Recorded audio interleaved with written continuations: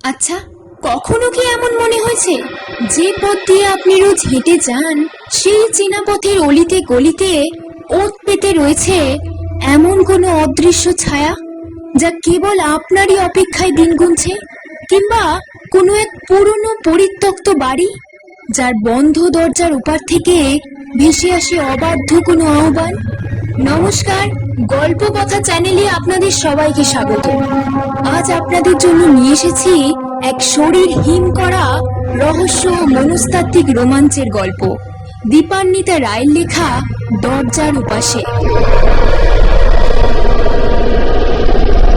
আপনি যা ভাবছেন গল্পটি কিন্তু মোটেই তেমন সহজ নয়। চেনা আর অচেনার সীমানা যেখানে গিয়ে মিশে যায় সেখান থেকে আর সহজে ফিরে আসা যায় না। তাহলে চলুন আর দেরি না করে আসল রহস্যের গভীরে প্রবেশ করা যাক।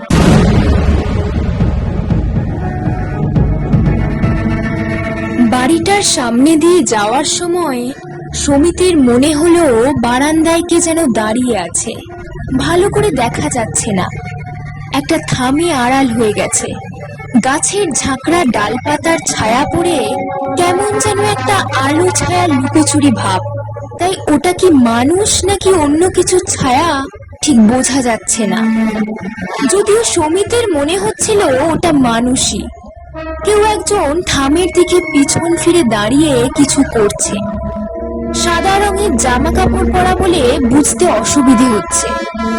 প্রায় 6 মাস হতে চলল সমিত এই গৌরীপুর গ্রামের শিবনাথ বসু উচ্চ বিদ্যালয়ে বাংলার মাস্টারমশাই হয়ে এসেছে। স্কুলটা গ্রামের একেবারে শেষ প্রান্তে। বেশ বড় ইংরেজি এল আকৃতির একখানা দোতলা বাড়ি, সামনে অনেকখানি খোলা জায়গা, পিছনে দুটো বড় বড় খেলার মাঠ। একটাতে বড় ছেলেরা ফুটবল ক্রিকেট খেলে, অন্যটা থাকে নিচু ক্লাসের বাচ্চাদের দখলে। শীতের সময় স্পোর্টস হয়। আশেপাশের গোটা 2-3 গ্রামের মধ্যে এই একটাই হায়ার সেকেন্ডারি স্কুল, মানে 12 ক্লাস পর্যন্ত পড়ানো হয়। তাই ছাত্র সংখ্যাও নেহাত কম নয়। প্রতি ক্লাসে প্রায় 50 ছাত্র। তাদের অনেকেই আবার ভারী বিচ্ছু।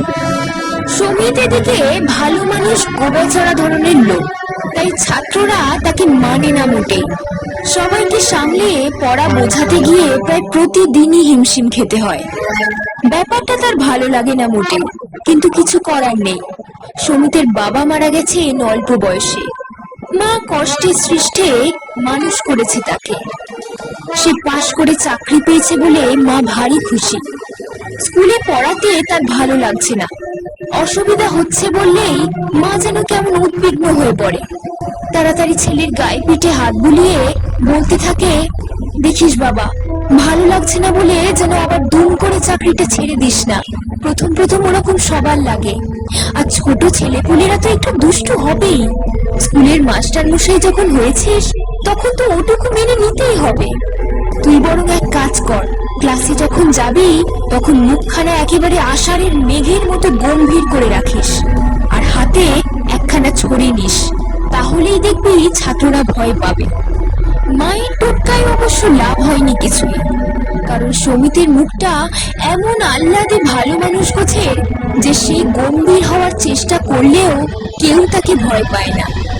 আর হাতে ছড়ি নিয়েও কোনো লাভ নেই, কারণ ছড়ি দিয়ে কোনো ছাত্রকে মারতে হবে ভাবলেই সমিতির কান্না পেয়ে হাত পা পেটের মধ্যে ঢুকে যায়।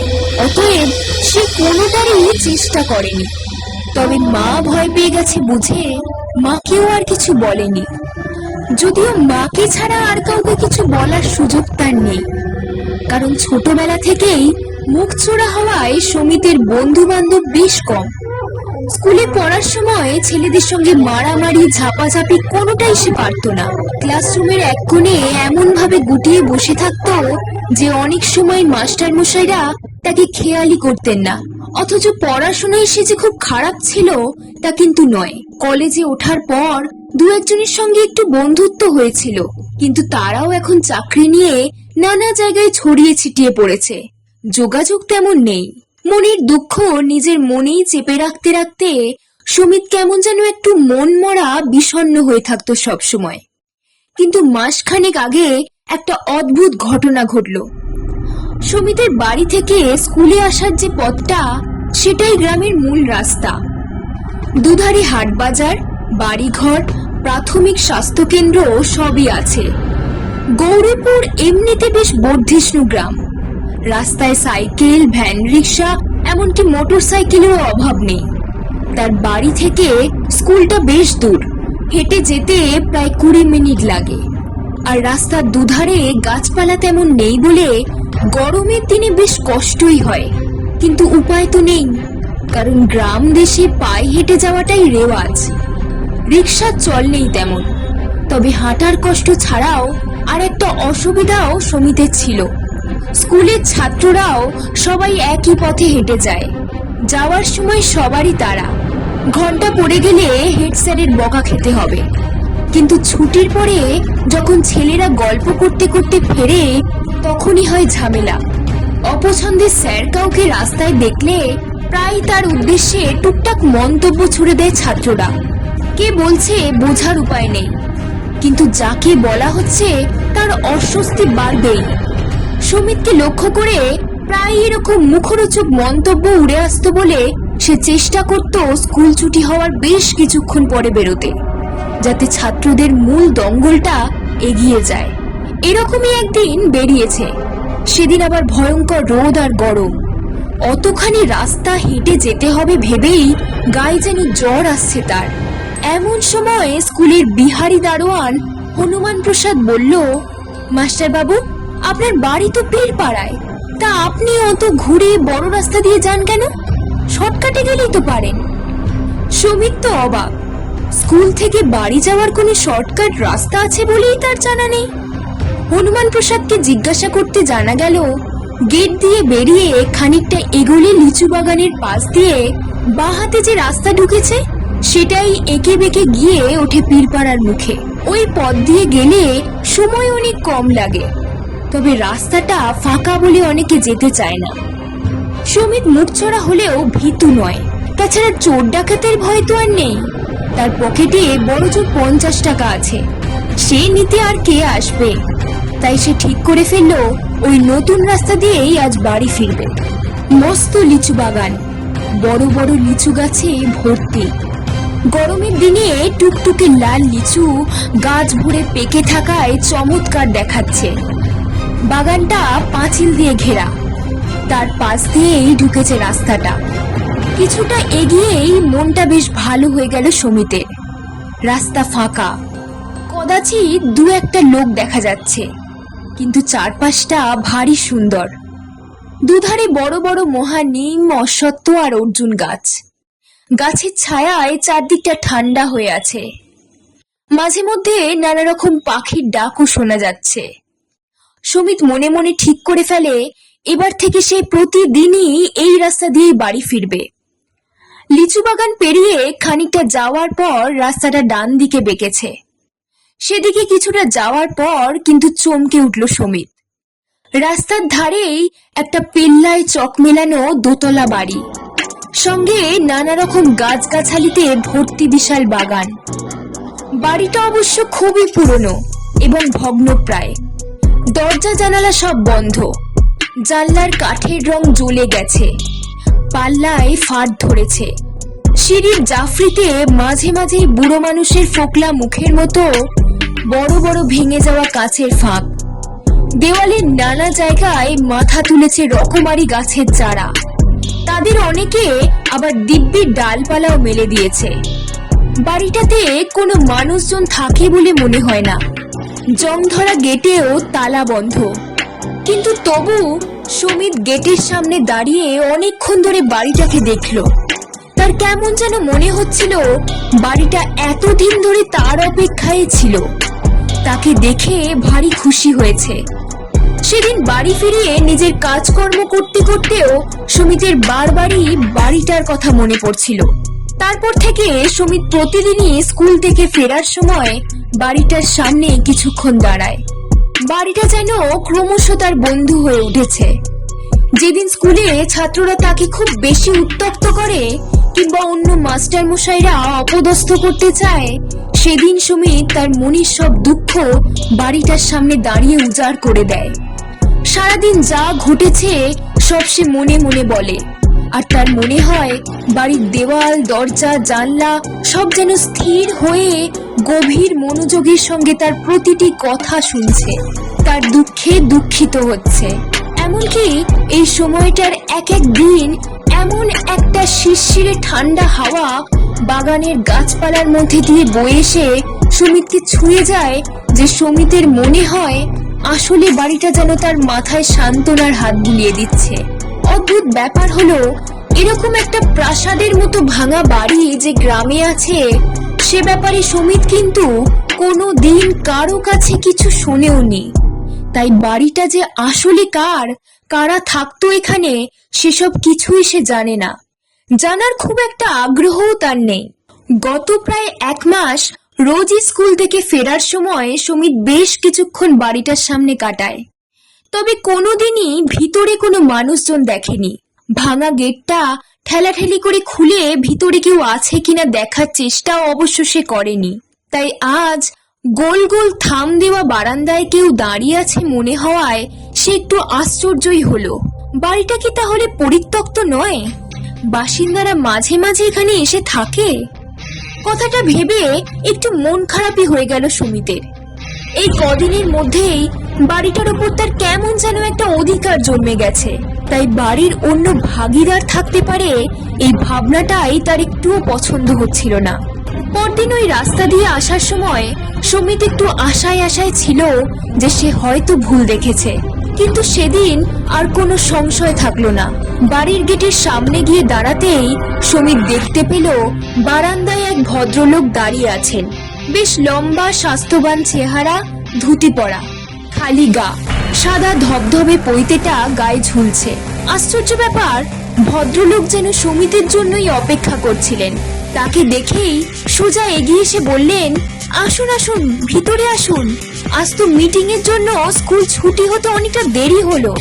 হেড স্যার অন্য মাস্টার মশাইদের নিয়ে একটা মিটিং করেছেন স্কুল থেকে বেরোতে, তাই সত্যিই বেশ খানিকটা দেরি হয়েছে সুমিতের। ভদ্রলোক সেটা জানেন দেখে একটু চমক লাগলো, কিন্তু ততক্ষণে বাড়িটার ভিতরে ঢুকতে পারবে জেনে তার এত আনন্দ হচ্ছিল যে ওই ভাবনাটা বিশেষ গুরুত্ব পেল না। বাগানের ভিতর দিয়ে বেশ খানিকটা নুড়ি পাথর ঢালা পথ, তারপর 2 ধাপ সিঁড়ি উঠে গোল বারান্দা। সেখানে দুটো ধুলোমাখা পুরনো কাঠের চেয়ার পাতা রয়েছে। তারই একটাতে সুমিতকে বসতে বললেন ভদ্রলোক। বারান্দা ঘিরে বেশ কয়েকটা দরজা, সবগুলোই ভিতর থেকে বন্ধ, যদিও ভিতরে কোনো লোক আছে কিনা বোঝা যাচ্ছে না। কারোর কোনো সাড়া শব্দ পাওয়া যাচ্ছে না। সুমিত খেয়াল করলো সারা রাস্তা সে নানা রকম পাখির ডাক শুনতে শুনতে এলেও এই বাগানের ভিতরটা কিন্তু আশ্চর্য রকম নিস্তব্ধ। কোথাও কোনো পাখি কিংবা কাঠবিড়ালির ডাক শোনা যাচ্ছে না। এমনকি ঝিঝি পোকারাও কোনো অজানা কারণে একেবারে চুপ করে আছে। আমার নাম যশোনাথ গাঙ্গুলি। ভদ্রলোকের গলার আওয়াজ বেশ ভরাট, গম্ভীর। কথা বলার মধ্যে এক ধরনের রাশভারী ব্যক্তিত্ব আছে। কিছুদিন ধরেই লক্ষ্য করছি যে আমার বাড়িটা আপনার বেশ পছন্দ হয়েছে। বাড়ির সামনে দাঁড়িয়ে আপনি মনের কথা চালাচালি করেন। বাড়িটাকে আপনার বেশ নিজের নিজের মনে হয়। সবটাই আমার বেশ ভালো লেগেছে। আসলে এই বাড়িটা তো আমার নিজেরও খুব প্রিয়। এটাকে ছেড়ে আমি কোথাও যেতে পারি না। তাই আপনার বাড়িটা পছন্দ হয়েছে জেনে বেশ ভালো লাগছিল। এই বাড়িটার সম্বন্ধে সুমিত কোনো দিন কাউকে একটা কথাও বলেনি, এমনকি তার মাও এ বিষয়ে কিছু জানে না। অথচ ভদ্রলোক কিরকম অনায়াসে তার মনের কথা জেনে বসে আছেন দেখে অবাক লাগছিল সুমিতের। কিন্তু সে কথা না তুলে সে জিজ্ঞেস করলো, আপনি কি বরাবর এখানেই থাকেন? বাড়ির সব দরজা জানলা বন্ধ থাকে দেখে আমি ভেবেছিলাম কি মুশকিল, এখানে থাকবো না তো কোথায় যাব? এটা তো আমার পৈতৃক বাড়ি। আমার দাদুর বাবা রাজা দীনেন্দ্রনাথ গাঙ্গুলি এই বাড়ি তৈরি করেছিলেন। রাজা অবশ্য তিনি ছিলেন না, তবে বড় জমিদার ছিলেন। আশেপাশের অন্তত গোটা 10 গ্রাম নিয়ে তার জমিদারি চলতো। পরে যদিও সরকার সব জমি জমা সম্পত্তি কেড়ে নেয়, তবে এই বাড়িটাকে অনেক দিন পর্যন্ত লোকে রাজবাড়িই বলতো, কিন্তু জমিদারি চলে গেলে কি আর সেই বলবোলাও থাকে? আমাদের অবস্থাও আস্তে আস্তে পড়তে শুরু করেছিল।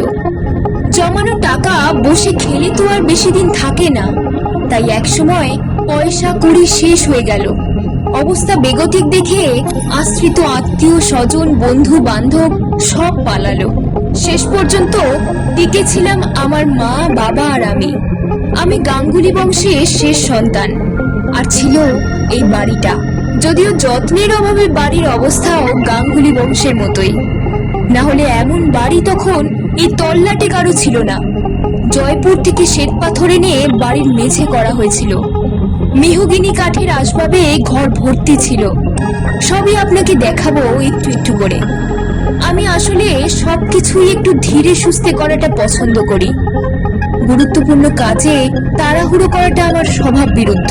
সেদিন যশোনাথের সঙ্গে কথাবার্তা বলে ফিরে এসে নিজেকে কেমন যেন চাঙ্গা লাগছিল সুমিতের। মনটা যেন হালকা খুশি খুশি। মাকে চা বানাতে বলে ঘরে জামা কাপড় ছাড়তে গিয়ে সুমিত হঠাৎ লক্ষ্য করলো তার নাকের নিচে রোমের রেখা ঘন হয়ে আছে। এমনিতে সে ক্লিন শেভেন, প্রতিদিন সকালে নিখুঁত করে দাড়ি কামায়, অনেক সময় রাতেও আরেকবার শেভ করে। তাহলে এই গোফটা গজালো কখন? আয়নার সামনে দাঁড়িয়ে ভালো করে দেখতে দেখতে সুমিত ঠিক করলো গোফটা সে রেখেই দেবে। যশোনাথ গাঙ্গুলিরও বেশ পুরুষ্ট গোফ আছে। ওরকম গোফ তারও যদি গজায় তাহলে মন্দ হবে না। যশোনাথ গাঙ্গুলির সঙ্গে এখন রোজই দেখা হয় সুমিতের। সত্যি কথা বলতে কি, কতক্ষণে দেখা হবে তার জন্য সে মনে মনে রীতিমতো ছটপট করে। স্কুলের ক্লাস শেষ হলে আর এক মুহূর্ত দাঁড়ায় না। হেড স্যার কোনো হুকুম করলে রীতিমতো বিরক্ত হয়। যশোনাথ গাঙ্গুলিও অবশ্য রোজই সুমিতের জন্য অপেক্ষা করে। সুমিত গেলে তাকে নিয়ে বাড়ির ভেতরটা ঘুরিয়ে ঘুরিয়ে দেখান। আশ্চর্যের ব্যাপার, বাড়ির বাইরেটা ওরকম ভাঙাচোরা হলেও ভিতরটা একদম অন্যরকম। বারান্দার ওই বন্ধ দরজাগুলো পেরিয়ে ভিতরে ঢুকলেই চারপাশটা একদম বদলে যায়। তখন পায়ের তলায় ঝকঝক করে হালকা গোলাপি মার্বেলের মেঝে, ছাদ থেকে ঝোলানো ঝাড়বাতির আলো ঠিকরে পড়ে বেলজিয়ান গ্লাসের মস্ত আয়নায়। ভেলভেটের গদি দেওয়া মেহগিনি কাঠের সোফায় বসে সুমিত দেখতে পায় লম্বা টানা বারান্দায় সার সার ঝুলছে রকমারি পাখির খাঁচা। হলুদ ছুটি দেওয়া সাদা ধবধবে কাকাতুয়া দাঁড়িয়ে বসে এক মনে আখরোটের খোলা ভাঙছে। বাড়িটা কিন্তু ফাঁকাও নয় মোটেই। যশোনাথ গাঙ্গুলি ছাড়া আরো কোনো মানুষকে যদিও সুমিত দেখেনি কোনোদিন, কিন্তু লোকজন যে আছে বুঝতে অসুবিধা হয় না। অস্পষ্ট কথাবার্তা, মেয়েদের শাড়ির খসখস, গয়নার টুংটাং, খড়মের খটখট, রান্নার ছ্যাঁকছোক সবই শোনা যায়। যশোনাথ তাকে এক একদিন এক একটা ঘর ঘুরিয়ে দেখান। সেই সব ঘরেও যে কিছুক্ষণ আগেই অন্য মানুষ ছিল, তারা আসবে বলে পাশের ঘরে উঠে গেছে বুঝতে অসুবিধে হয় না। তবে অতিথির জন্য সবসময়ই তারা ঘরে কিছু না কিছু উপহার রেখে যায়। কোনোদিন মোরাদাবাদী রেকাবিতে গন্ধরাজ ফুল, কোনোদিন আবার রূপোর গ্লাসে ঘোলের শরবত।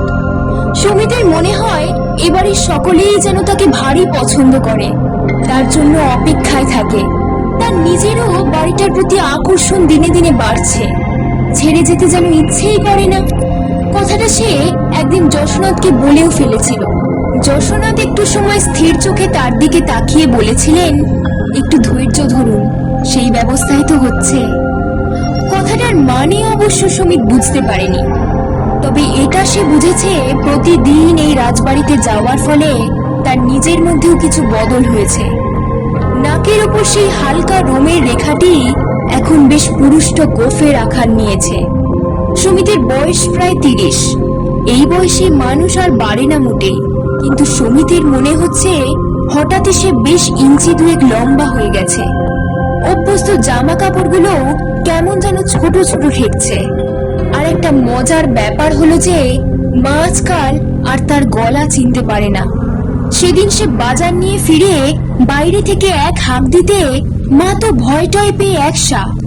সুমিতকে সামনে দেখেও কেমন যেন বিশ্বাস করতে পারছে না। বারবার বলছে, তোর গলাখানা এমন গিরাম ভারী মতো হয়ে গেল কি করে রে খোকন? চেহারাটাও কেমন যেন মুস্কো মতো হয়েছে। মায়ের কথা শুনে বেশ মজাই লেগেছিল সুমিতের, কিন্তু সেদিন স্কুলে গিয়েও সে বুঝতে পারলো যে কিছু একটা বদল হয়েছে।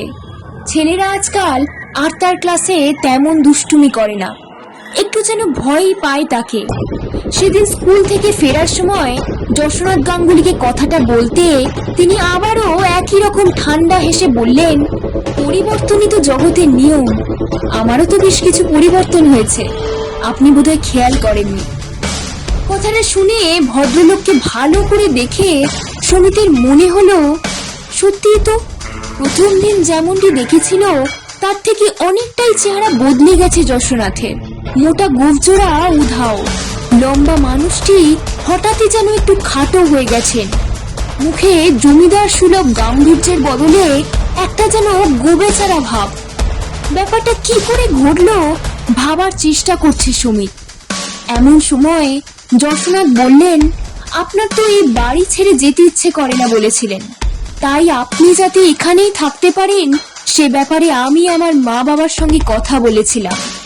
তারা দুজনেই রাজি হয়েছেন, বাড়ির অন্যান্যদের আপত্তিও নেই।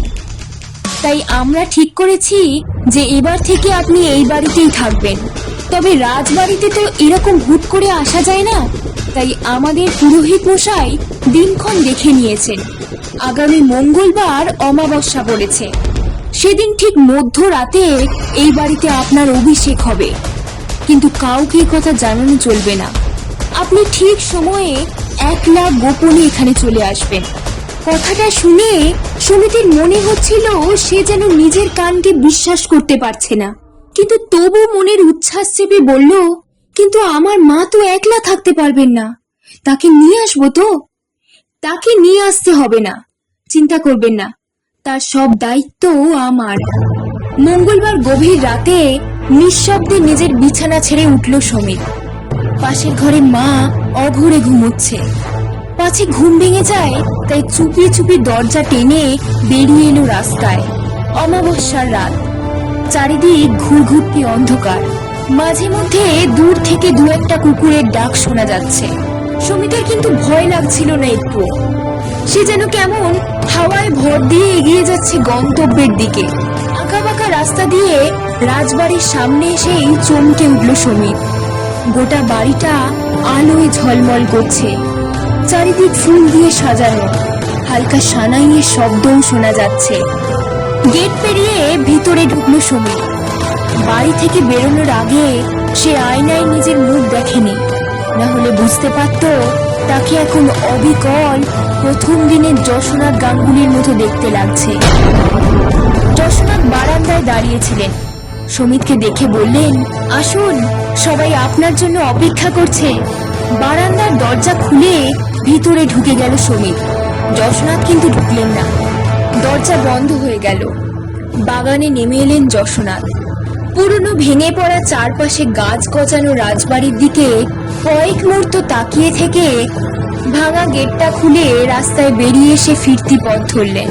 তাড়াতাড়ি বাড়ি ফিরে একটু ঘুমিয়ে নেওয়া দরকার, কাল সকালেই তো আবার স্কুলে গিয়ে ছাত্র ঠেঙাতে হবে।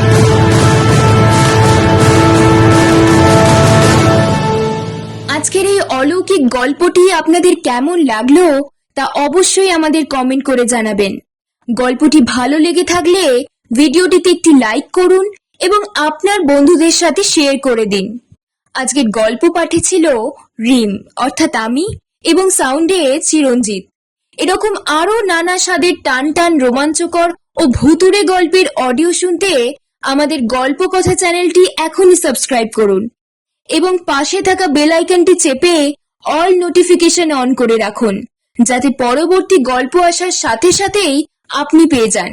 ধন্যবাদ, ভালো থাকবেন আর মনে রাখবেন, কিছু বন্ধ দরজা কখনোই খোলা উচিত নয়, কারণ দরজার ওপাশে আপনার বদলে অন্য কেউ আপনার জীবনের গল্প লিখতে শুরু করতে পারে।